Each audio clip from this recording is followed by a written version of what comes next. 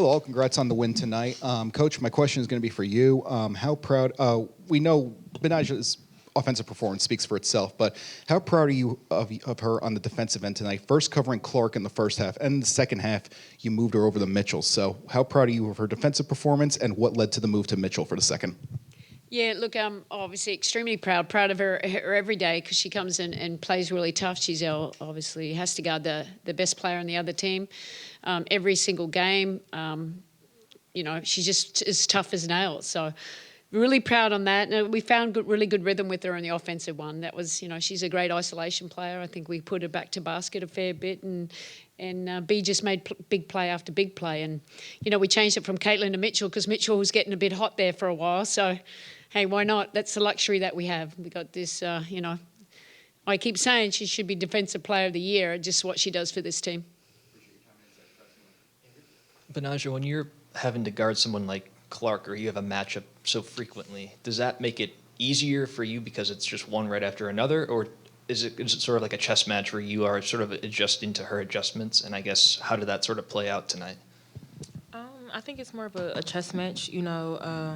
Each player that I defend is different, so preparing for them, learning tendencies, and then just no matter who I'm guarding, just trying to be as aggressive and disruptive as possible. So I think it's more of a chess match, but it does, because I'm always having to do it, I'm kind of always ready and prepared for that moment. Awesome.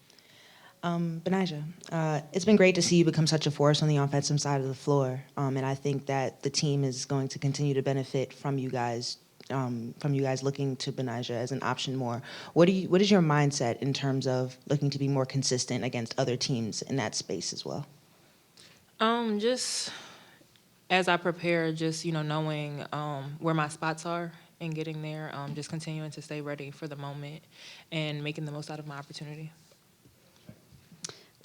B, you noted in your post-game chat with Tina that defending the Commissioner's Cup title means a lot because of the cause that the team is donating money to.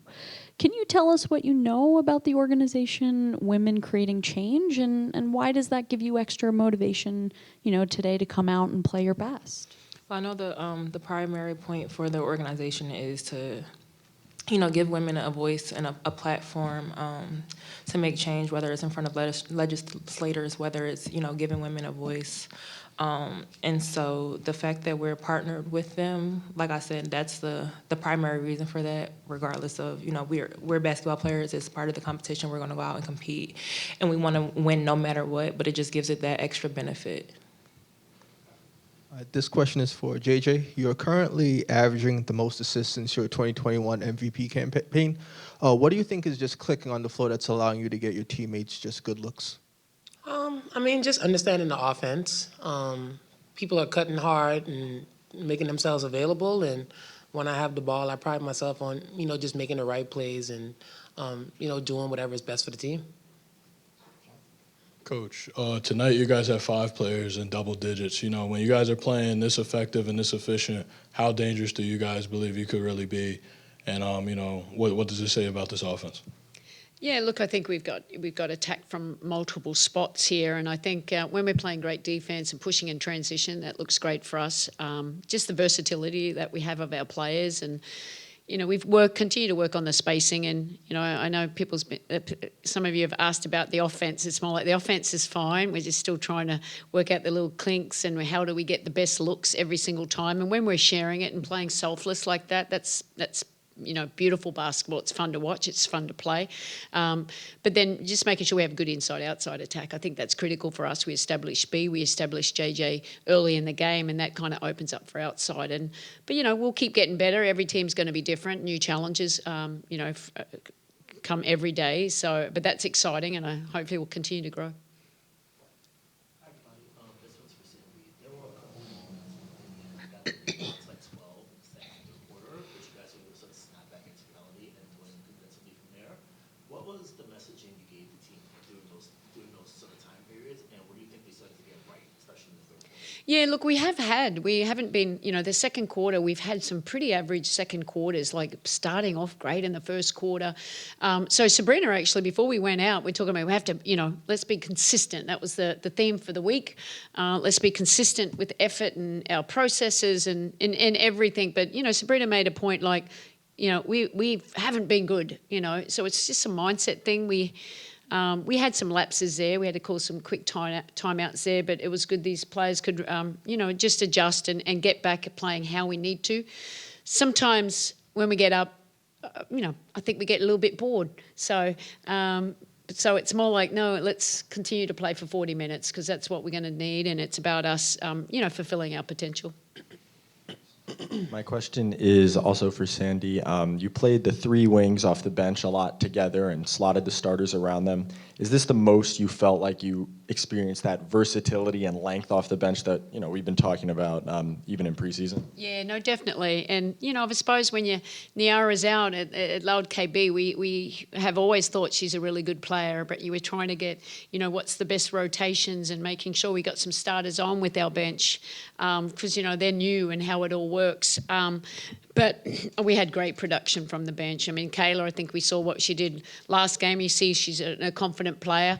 But, Kennedy Burke, she's pretty special. It was great for Leo. I don't want her to hesitate on any kind of threes, and shoot them up and keep playing in the right way. But we had we created for each other. I thought we played poised and we got 2 feet in the paint. We got some open looks near the end too. So it was fun to watch them play that. We're getting there. We got to keep building. Every game's a new challenge for us, and but we got to just stay with the process.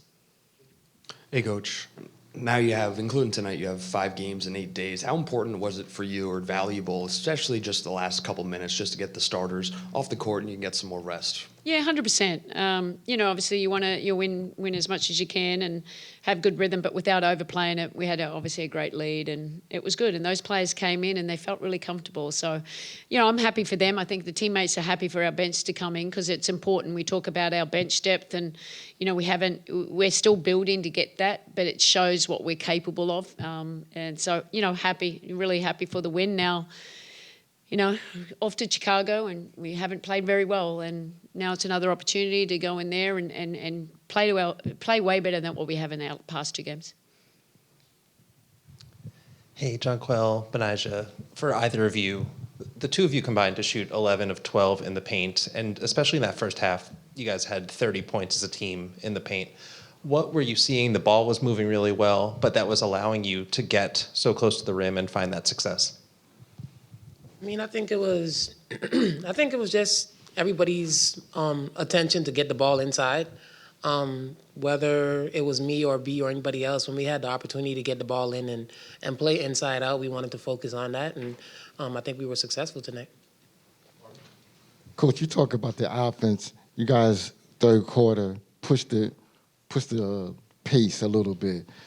It seemed like once you guys start pushing the pace and getting out front, it kind of slowed Indiana's down. Was that the key, pushing the pace? Yeah, they're in a back-to-back, but we want to push the pace. We think if we can get stops, make some misses running, it's one of our biggest strengths at the moment and something we want to continue to do. Hey, JJ, back here. A couple possessions, Indiana tried to get Betnijah off of the ball handler, put Stewie to switch, but didn't garner much success. Just how much of a boost is it to know, there really isn't much of a mismatch. The team's trying to get defenders off the ball on the defense. Yeah, I think it's our job to help B out. She has a tough responsibility every night to guard the best perimeter players, and she does a great job of that. And so teams are definitely going to try to do what they can to get her away from those players to make the game a little bit easier for them. So when we're switching, we have to make sure we're in the right positions. We have attention to detail, knowing the player personnel and, what they prefer to do in those one-on-one situations because as much as she's doing a great job, we have to make sure that we're backing her up. Jonquel, you dominated them in the paint, 44-32, and you had a double-double, 18 and 13. Great game.